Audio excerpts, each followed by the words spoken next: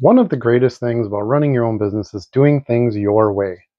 But sometimes listening to others and looking at things in a new way is also smart. You just may find out that the path you want to take has already been made for you, and all you have to do is follow along to be successful.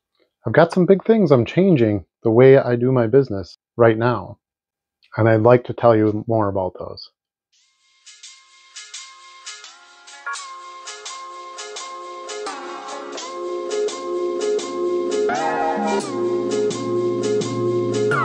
Yo, YouTube. Welcome back to the Dollar Box. If this is your first time here, my name is Adam. We talk about buying and selling low-end sports cards on eBay.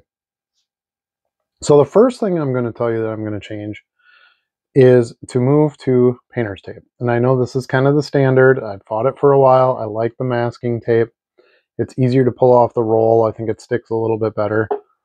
But that being said, when I thought more about what the purpose of the tape was for, it's to keep the card in, which is correct. But I like to ship in top loads because I know that's what the customer wants to receive. Most collectors use top loaders with their collection. So it kind of defeats the purpose if I use the material they want to receive the card in, but I use a tape that leaves a residue, rendering it pretty much useless as a piece in your collection. And I know that the residue is there because I make my inventory bags now, and I put a little piece of masking tape on it with the date, which is what I'm going to continue to use masking tape for because it's so legible and it does stick better. But I had to peel the tape off of a couple of bags to move the tape on it, and it did leave residue. So that showed me right there that, yes, if the tape is on for any significant period of time, when you go to peel it off, there will be some sticky left behind, whereas the painter's tape, shouldn't happen.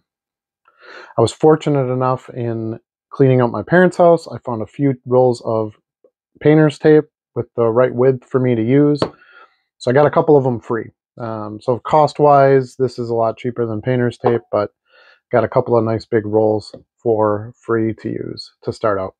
The second thing I'm changing is I got a scanner and I'm going to start scanning my card. I know you've all been on me about it, and I figured it would come at some point. But I was holding off because there were just too many things that couldn't really scan, the cost, things like that. Now, the cost of the scanner has leveled off a bit, which is good. And Card Dealer Pro, which I will be downloading and using, has launched a 2.0 version, and it's much better in my opinion. I can now scan soccer, which is something that I buy regularly, wrestling cards. It does a much better job of the AI identifying the card by scan. And honestly, one of the biggest hooks for me is the fact that you can scan and list with Shopify. I've been talking behind the scenes for a while about starting my own website to sell my cards. It alleviates a lot of the costs and allows you a little bit more freedom on how you design it and so forth. But I needed a way to get the cards onto Shopify that would be efficient. I can literally scan the cards now, list the card in both places, and see how that works. I might have to monitor that. If it sells on Shopify, do I have to delete it from eBay? I'm guessing I do. But I just liked the option that that's something that I can add going forward. I run a Shopify store already, so I know how it works. And that was a big motivating factor in getting into the scanner and the Card Dealer Pro. So my plan for the scanner is to use it about half time. I'm going to be scanning the basic base cards and paper cards, things like that.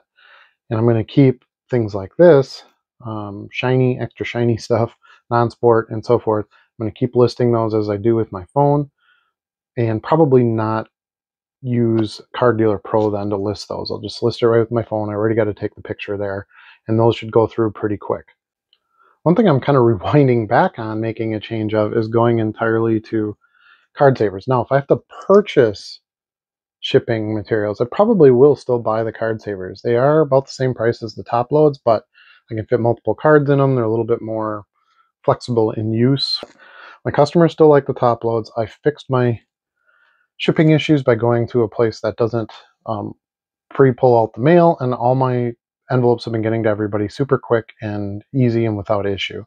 So I'm going to continue to use the top loads going forward. You may have heard me talking about this, but I'm also moving to a new office. I've been building an office in the basement level where I will be working daily, and I'm going to have a layout that's going to function much better than it does now, where I just kind of built an office in a bedroom in my house. So I'm really excited about that, and I think I'll have some exciting things to show you when we get that far. It's about mid-construction. We're drywalling it right now, so more to come. Now that I've changed and updated the way I do my inventory system, it really feels like it's time to start ramping up how many listings I have done at a time and try to max out that store listing number. Ultimately, time is money, so anything I can do to help speed up my processes allows me A, to sell more cards and ship more cards quickly, which makes more money, and B, spend more time with my family and friends, which is of course the best benefit to working for yourself. Thank you so much for watching this video. Hope you enjoyed it. Please give it a thumbs up if you like it.